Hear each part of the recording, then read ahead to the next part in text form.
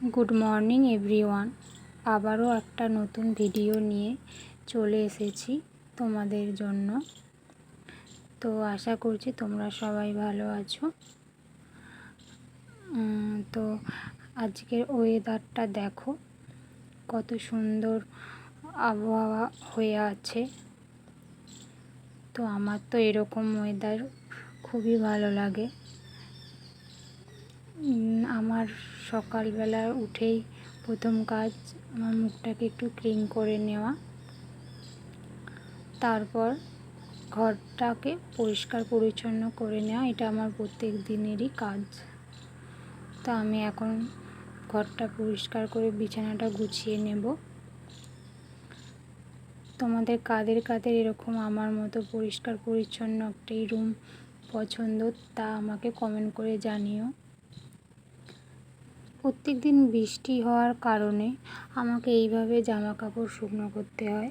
এখন তো প্রায় প্রত্যেক দিনই এরকম টানা বৃষ্টি হয়েই চলেছে। আমার তো একটা ছোট বেবি আছে, তাই তার জন্য আরও একটু বেশি জামা কাপড় হয়ে যায়। তো আমি এইভাবেই জামা কাপড় প্রত্যেক দিন শুকনো করতে দিই।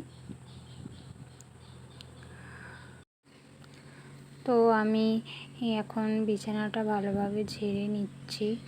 তোমরা হয়তো ভাবতেই পারো যে আমি ভিডিও বানানোর জন্য হয়তো এখন ঘরটা পরিষ্কার করছি, কিন্তু একদমই তা না। আমি প্রত্যেক দিন আমার ডেলি রুটিন, এটা আমার প্রত্যেক দিনের কাজ। কারণ আমার বাড়িতে ছোট বেবি আছে, আর তার জন্য আমার একদমই হয়ে ওঠে। তাই ও যখন সকালের দিকটায় ঘুমিয়ে থাকে বা ও কারো কাছে থাকে, তখন আমি ঘরটাকে একটু ভালোভাবে পরিষ্কার পরিচ্ছন্ন করে রাখার চেষ্টা করি। শাড়িটা এখনও আমি গুছিয়ে নিচ্ছি, তারপর আমি ঘরটা ভালোভাবে পরিষ্কার করে ঝাড়ু দেব।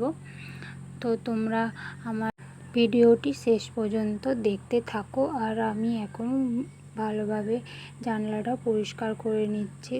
এদিকে জানালাটা আমি প্রত্যেক দিন খুলি না, কারণ এদিকে জানালাটা দিয়ে ধোঁয়া আসে। আমাদের পাশে আন্টির বাড়ি, আন্টির বাড়িতে ঘি বানানো হয়, আর কাঠের জালে ঘি বানানো হয়, তাই এদিকে ধোঁয়াটা ভেতরে ঢোকে। তো আমার প্রায় ঘরটা ঝাড়ু দেওয়া কমপ্লিট হয়েই এসেছে। তো আমি এখন এরপর কিছু রাত্রে বাসন রাখা ছিল, সেগুলো আমার ধোয়া হয়নি, তাই আমি এখন সকালে ধুয়ে নিচ্ছি।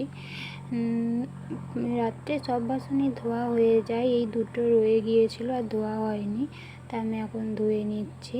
দিয়ে আমার বেবির কিছু জামা কাপড় ছিল, আমি সেগুলোকেও ভালো করে কেচে নেব। কেচে নেওয়ার পর তোমাদের দাদা ভাই তো আলু ভাজা খেতে খুবই পছন্দ করে, তাই আমি এখন আলুটা ভেজে নেব। ও তার আলু ভাজা বলতে পারো ফেভারিট। সে তো মুড়ি আর আলু ভাজা পেলে আর কিছুই চায় না, তাই আজ আমাকে, সে বাড়িতে আছে তোমাদের দাদা ভাই, তাই আমাকে এখন আলুটা ভেজে দিতেই হবে। তো আমি এখন আলুটা ভেজে নিচ্ছি।